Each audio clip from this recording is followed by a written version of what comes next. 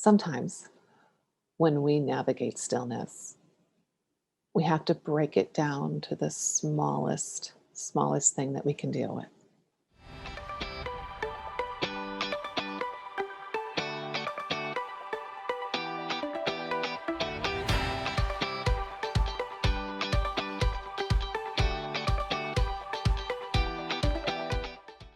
I'm Mary Pat Curran of Intentional Flow, and I want to share with you a time where that's what I had to do to find some stillness in my life. So, in 2016, at the age of 44, I found out that I was pregnant, which is wonderful news. My last pregnancy had been 16 years earlier. So I had a 18-year-old and a 16-year-old at the time when I got this news. So I don't know those of you who have had this experience before, but when I become pregnant, there's like this part in my brain that opens up, and I'm convinced it's the hormones that do this.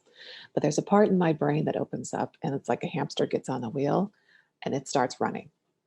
It starts running and running with all of the questions, all of the what ifs, all of the oh no's, all of the oh my gods, all the wows, like, and all of them, all of those emotions are running all at the same time. Like it might go from oh no to oh it's amazing to oh crap to how am I going to explain this to my kids to oh my god they're 16 and 17, oh my god their parents have sex, right, to oh my gosh, I'm 44. Is my body going to be able to handle this? Am I going to be okay?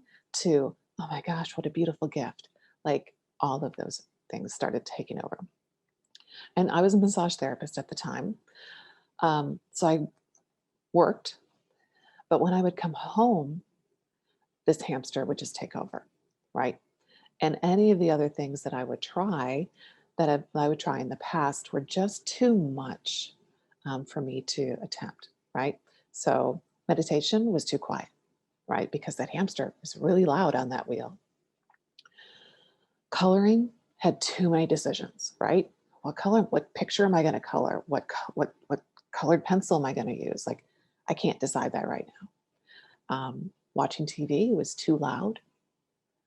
Reading just took too much effort. So there's all these things that I would typically use to maybe find some stillness, find a little peace that weren't working for me. And so through those early weeks of knowing about the pregnancy and through the experience of miscarriage that I had with that pregnancy, there was one thing that helped. And it was an extreme dot-to-dot book. I know, crazy, right? What was so wonderful about this was that all I had to do was find the next dot, right? So these extreme dot-to-dot books, the pictures can be like in the hundreds of dots and sometimes even thousands.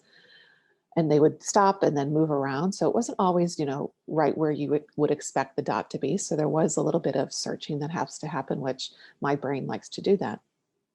But yeah, as those pregnancy hormones kicked on, right?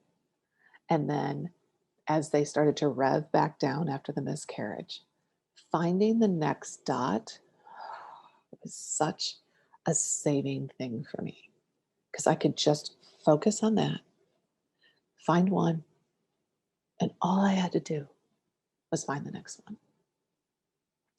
So sitting on my couch with that dot-to-dot book was a savior for me during that time. And stillness is not about perfection. None of life is, right? But I do invite you to explore and attempt different ways of being still, right? You can be still in body and have your mind be crazy. You can have a still mind, but your body can be in movement. Like, right? There's lots of different ways to find stillness. But sometimes you just have to break it down to something simple. Maybe it's just finding the next dot.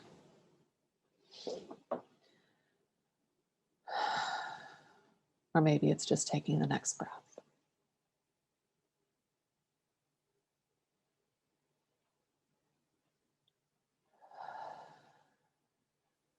and take the next one. I hope this was helpful for you. I'll see you next time. This is Body Mind Living with Laura Wick. Thanks for watching.